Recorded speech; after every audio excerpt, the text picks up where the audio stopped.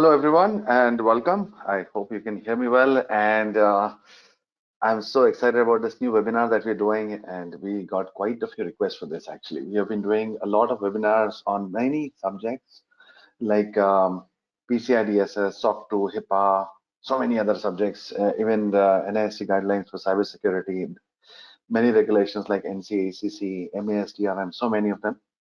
And we got quite a few requests for SOX because you haven't done anything on SOX so far. So here goes, and thank you again for being there and attending our webinar. I really hope this helps.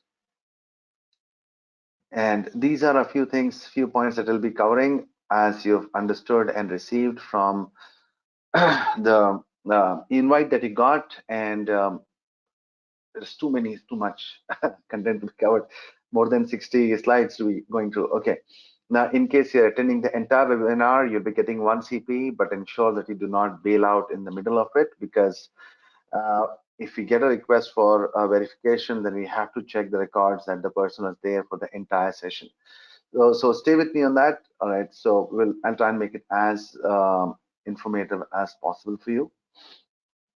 And that's our YouTube channel. We've got tons of information over there on PCI DSS, HIPAA, GDPR, SOC 1, SOC 2, so many subjects, NCA, ACC, MASDRM, so many subjects. And I really hope that this channel helps you on that. And as we go along, do drop in your queries. Whatever your queries are, do drop in the question box of this webinar, of this GoToMeeting. And if you are watching this offline, like on a YouTube channel, when we are subscribed,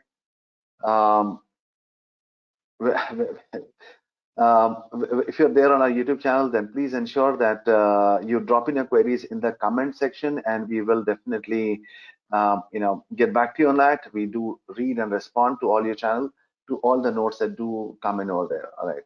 So do be there, and I'll do my best to answer your queries, whatever that may be. Okay, now someone has asked me to pin the YouTube channel link of ours. So here goes. And if you're watching it offline, it will be there in the comment section. And that's our YouTube channel.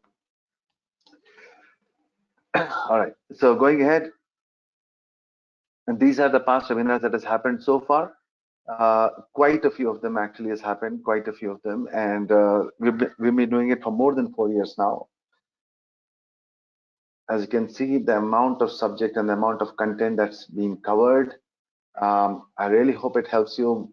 Incidentally, US regulations are quite a bit in the requirements, and for example, the number one video on our channel is the this webinar number 27, FDA CFR Part 11. What's the hype about? It's like for IT controls in the pharma sector. It's got more than like 10,000 plus views. So my point being that there is a lot of content, and this is a way of giving back to the community, and it really helps. 51. So this is the 52nd webinar that you're attending now. Okay, and that's about me. I have my own company. I've been working for more than 25 years now, and I have my own company with VISTA InfoSec, where we do a lot of this content, where we do a lot of this auditing, certification, advisory, consulting, or on a host of subjects, as you can see on your screen. And this is our from a company. We are there internationally. We are there in US, Canada, UK, India, Africa, Middle East, Singapore. We got clients all over, and these are the certifications that we are authorized to provide. QSA, we are a QSA, we are a QPA. We even completed our SSF, SSLA. And these are service verticals. I won't take up much time, just a couple of slides, and that's it. So these are the service verticals that we have. Quite a few things that we do on compliance, governance, regulatory, privacy standards, technical assessments, turnkey IT audit, training and skill development. So you can visit our website to know more about it. And these are the certification services that we do provide. Certification and or attestation, as you might want to call it. And these are a few of our clients across the world that we have. Quite a few, actually. We're just putting up a few of them over here. And of course, across our webinars, we get quite a few requests for partnerships because they're looking for our local partners across the world. So if you're interested in, do drop us a line and we can look forward to it. And in case you're looking for a job, again, we are continuously hiring because God's grace, our business is growing. So whether you're a experienced professional or even a fresher, you can feel free to drop in your resumes and we'll see what we can do about it. All right, and at the end of the webinar, there will be a survey request. So please do drop in your feedback. It could be positive, it could be negative, it could be a request for future webinars. So do drop it in and we will look it up. All right, so starting the webinar directly, starting the content directly, we start off with what is the background or the importance of SOX, Sarbanes Oxley. So after the high-profile debacles of, I'm sure that everyone has heard of the Enron, Tyco, WorldCom, so many, and the bursting of the dot-com bubble. So back in 2002, the United States government came up with this Accountability Act, if I can call it that, and it was introduced to standardize the process of and bring in more accuracy in the way companies work or they report their financials. So it was basically for restoring confidence in stakeholders and making the companies accountable for the accuracy of financial statements. And it encourages companies to improve their financial management processes and capability of protecting shareholders and reducing risk of lawsuits. So many things is happening on this. There is a DLP policy that's required, automating manual processes and eliminating unnecessary control. So it is also meant for improving the efficiency. So a brief introduction to SOX. So that's what we discussed, and so it started off in 2002, and is applicable to all publicly traded company in the US.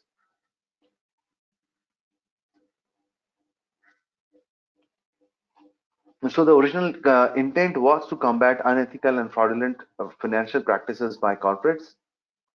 It's a mandate, and even for companies who are not coming, under this publicly traded company in the US, they also go ahead for SOX. It is required because if you're working with other companies as a service provider, then of course that would definitely be a part of your requirements.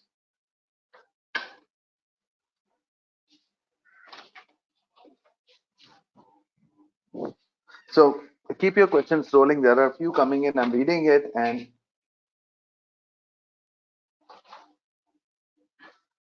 it was basically also to cover auditor independence, corporate governance, internal control assessments, quite a few things happening.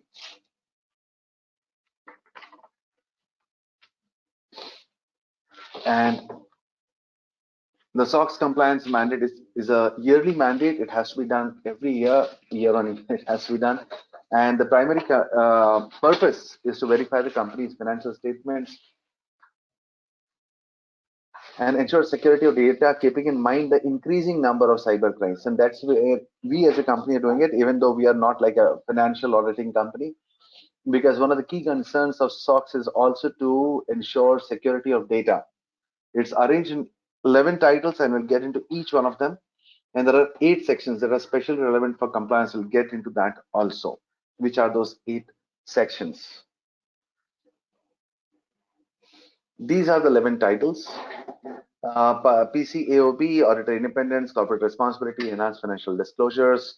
We'll get into each one of them, so let me not read it out to you. Okay, the 11 titles of Sarbanes Oxley. So I'm just listing over here the list, the overall.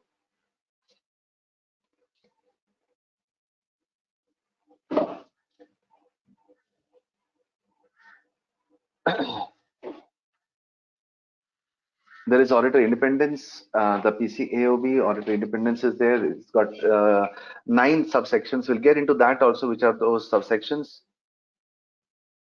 There is corporate responsibility for upholding accountability of the organizations. There is enhanced financial disclosures, which includes even controls for whistleblowers and protection of those people who actually report them?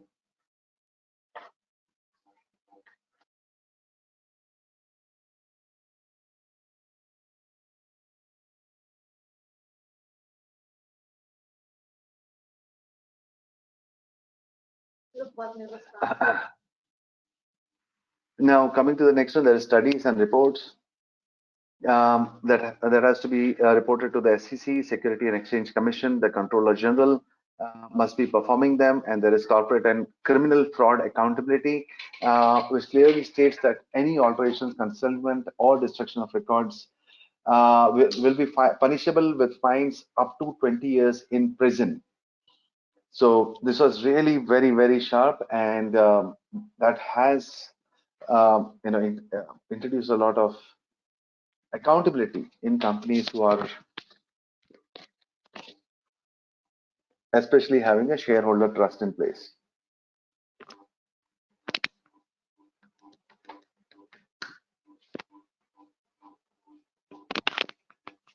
Okay, so there is corporate fraud accountability, which defines what is the meaning of corporate fraud and defines any tampering of record as a criminal offense. It's not really like a civil offense; it's a criminal offense that comes in place. And this is a table of contents from the SOX Act of 2002. It's like 20 years old now. These are the sections. There is establishment of section 101, establishment of administrative provisions, registration with the board. Each one has got very, very detailed listing of requirements, auditing, quality control, and independent standards, and inspection of registered public accounting firms, investigation and disciplinary proceedings, foreign public accounting firm, commission oversight of the board.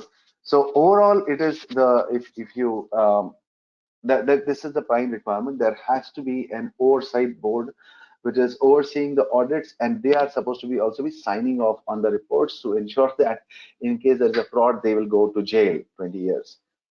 And of course, the accounting standards, funding. Now, under each of those sections, there are numerous requirements that are there.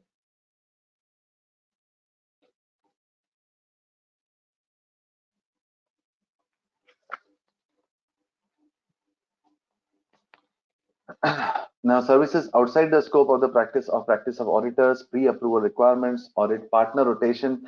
This is from the auditor independence. It also states one of the key requirements is that if you are doing SOX audit for an organization, then you cannot do any other audit for that organization.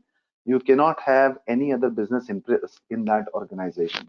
So this is a key. This is also very much required. Conflict of interest, study of mandatory rotation of registered public accounting companies, firms, and there's a commission authority that they have to report to, and then consultations by even appropriate state regulatory boards.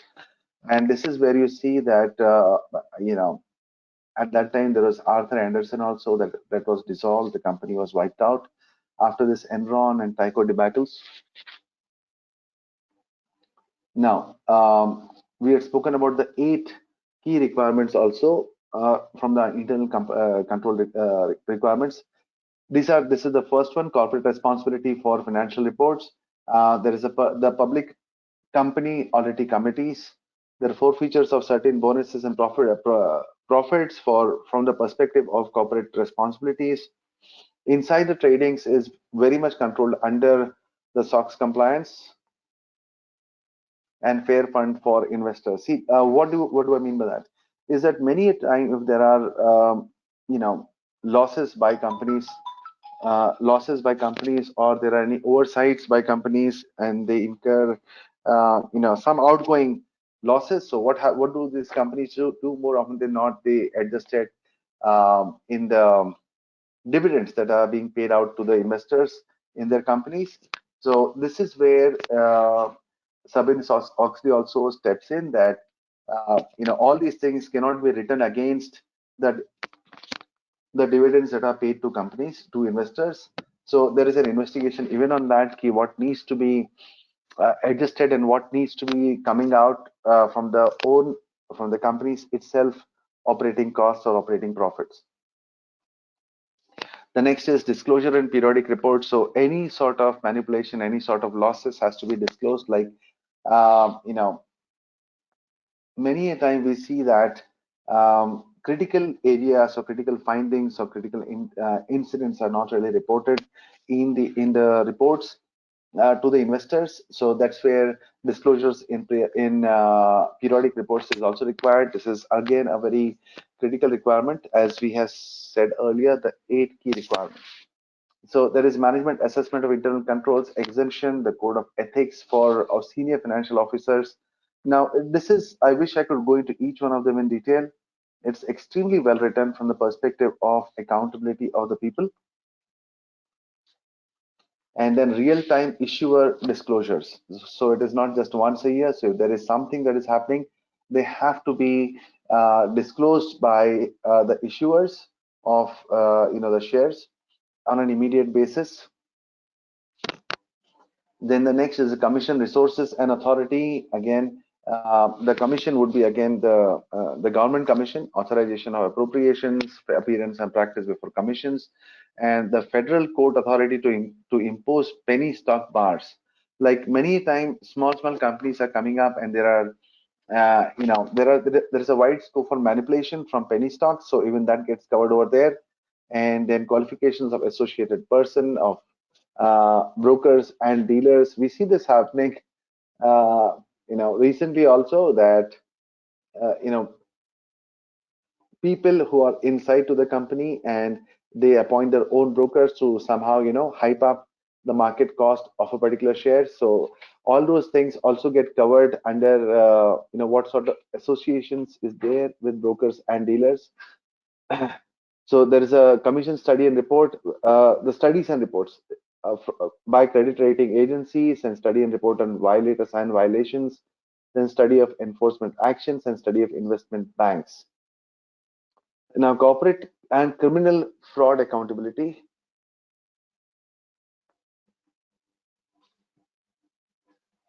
Now, over here, the key thing is protection of employees of publicly traded companies who provide evidence of fraud. In short, whistleblowers, and even for protection of people who are involved in the audit of organizations, and they are actually providing evidence and due information to the auditors. It could be the SOX auditors or it could be the government auditors, so they get covered over here. And then white collar crime penalty enhancement. This really went through the roof, 20 years in prison. Now, items and conspiracies to commit criminal fraud or fraud offenses, corporate responsibility for financial reports, that they are actually signing off on it and ensuring that there is no misrepresentation, or they'll just go to jail. Okay. And then corporate tax returns, sense of the Senate regarding the signing of corporate tax returns by the CEOs. It also includes the CFOs. And then there's a temporary fees authority for the SEC, Securities and Exchange Commission. So in case they do notice, they have now widespread powers to just freeze the funds and accounts of companies that are violating the requirements. And last title, that is corporate fraud and accountability, is the amendment to the federal sentencing guidelines. So to ensure fast remedial actions, fast evaluation of cases that come under this. Okay, then authority of the commission to prohibit person from serving as officers or directors. They can even review the board of directors and even remove someone in case they find there is some, issues happening. Now, as far as the applicability of SOX compliance is concerned, so this applies to all publicly traded companies in the United States, including wholly owned subsidiaries whose common stock is 100% owned by a parent company. Now, SOX also applies to international companies that are publicly traded and have registered stocks or securities with the SEC. It is also applicable to accounting and audit firms that are responsible for auditing businesses. Now, private companies and charities are not required to follow all the provisions of the law, but having and also companies who are having less than $100 million annual revenue. Now, but if private companies are planning to go public with an IPO, they should be complying with the SOX before they get listed. Now, it does provide some exemptions for non-profit companies. Now, it provides protection for whistleblowers in all across the board at all levels to encourage people to suspect to respond to fraudulent activity. Okay, that's a good question by a viewer, a good one. So he says, if you are providing service to any of the listed companies from India, does it apply to our organization as well? If yes, and we do not have a contractual clause uh, to comply with SOX. See, now the act is very clear. What happens is that in case you are publicly traded trading company or planning to become publicly traded company in the US, then you need to be SOX compliant. So if you do not have, or if your client hasn't asked you for one, then it need not be. Why a few of our clients are not publicly traded, but they are still asked for it because they are providing some critical services to these companies who are publicly listed. So they are saying, their clients are saying that we are compliant, so you also better be compliant because we have a lot of dependencies on you. So I hope that answers. Thank you for the question. Okay, penalties for non-compliance to SOX. So it is very failing to comply with SOX audit means you are ineffective and inefficient in internal processes and controls. Now, this also raises serious concerns about the accuracy, reliability, and accountability of corporate disclosure and threatens investor confidence. Now, ensuring compliance with SOX is a critical business and IT objective, and non-compliance will result in fines, litigation, and other consequences for the entity that may have a material effect on the financial statements. Now, there are formal penalties for non-compliance, which includes fines, removal, and delisting from the in a public stock exchanges, invalidation of directors and officers, insurance policies. So it is pretty significant. And under the Act, CEOs and CFOs who willfully submit an incorrect certification to a SOX compliance audit can face fines of $5 million and up to 20 years in jail. Now, if it is even done by mistake, it is still $1 million and 10 years in prison. So it is not that you will get away with nothing. So the checks and balances are there, and these are the benefits. So centralized automated financial reporting, prioritization of risk, increased audit committee involvement because the penalties and the fines are pretty steep, and SEC has Securities and Exchange Commission has an overarching view. Now, SOX requires all applicable companies to undergo audits on a yearly basis. And the results of SOX audits are required to be made public to all stakeholders. And it also requires that all financial reports include an internal control report. Now, this is where the IT overlap happens, and this is where we get called in. This report should demonstrate the accuracy of the company's financial data and that appropriate adequate controls are in place to ensure the security of data. And these are the four core internal controls. So access is there, such as login policies, permissions, and physical controls, physical security, logs, badges. Uh, Security, again, it's not given a very granular requirement like how we see in SOC 2 or in PCI DSS or ISO. This is SOX gives you the flexibility to implement it as per your risk understanding and risk management cycle. Now, data backup, change management, all comes under as a part of the IT core internal control requirements. Now, for implementing this or checking that, more often than not, almost everybody I know at least use frameworks like COBIT to audit the internal controls and procedures. I'm sure that you might have heard of COBIT. It's a publication by Isaga, brilliantly written, and it's literally COSO. It comes from COSO, and they are the mothership of all the IT standards or the InfoSec standards that's happening. Now, the most important SOX compliance requirements are considered to be 302, 404, 409, 802, and 906. And these are the five requirements, most important requirements. And compliance in this areas are especially important for companies engaged in data protection. And at the end of it, for the SOX compliance audit, you need to be providing reports and documentation that the company's internal processes are well within the data security thresholds. And these are the key considerations for SOX compliance in 2022.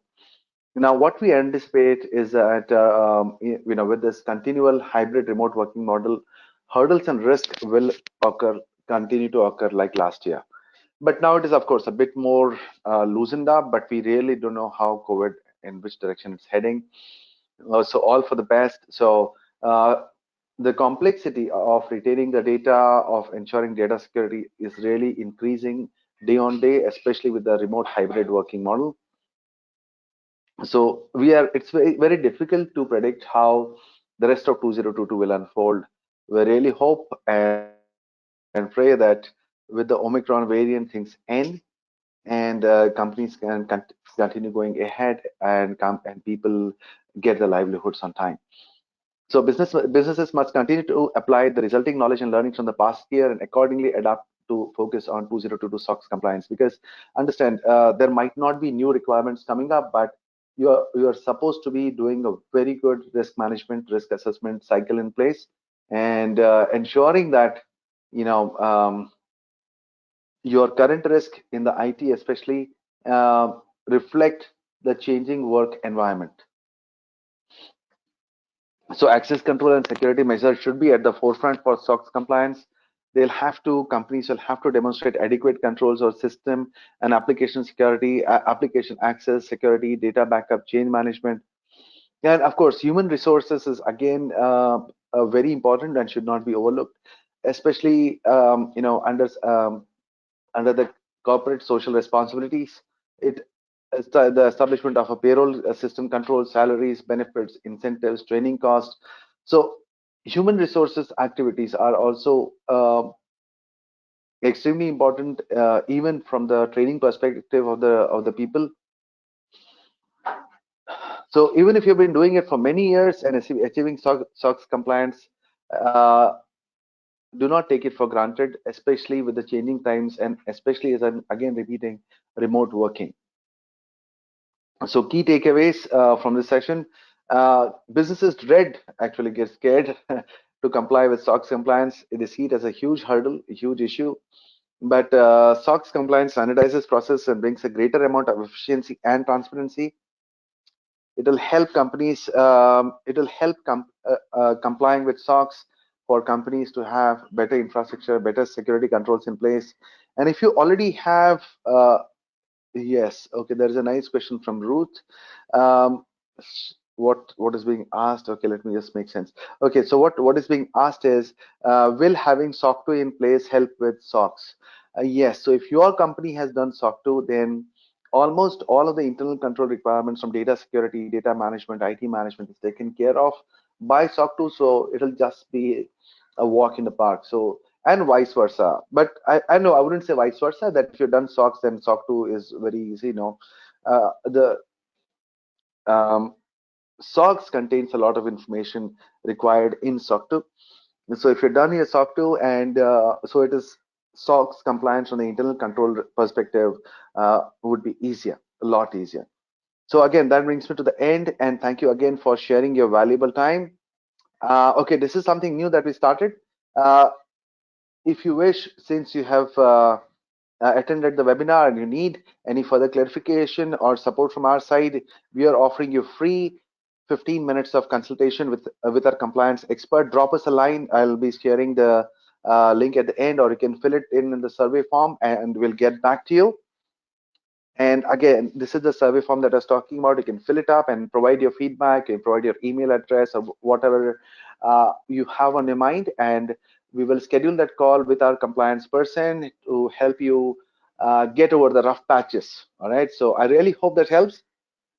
And that's our contact page on LinkedIn. Do follow us over there. Okay.